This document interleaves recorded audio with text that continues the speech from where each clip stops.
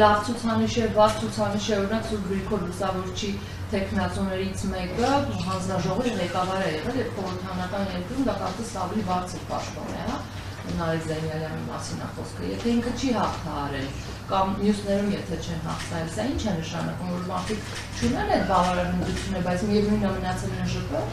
Սա նշանակում է, որ նորից կրկնում եմ, մրցույթները ֆորմալ բնույթ չեն կրում։ Մեզ մոտ մրցույթները կրում են իրական բնույթ։ Եվ այո, որևէ այստեղ խնդիր չեմ տեսնում, որ բժշկական կենտրոնների տնօրենները մրցույթին հավակնում են, մասնակցում են, ծանոթանում են,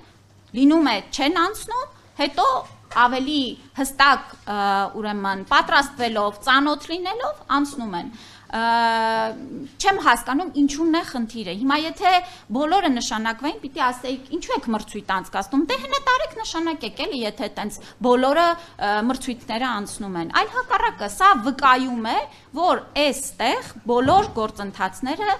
իրական են, ոչ թե ֆորմալ։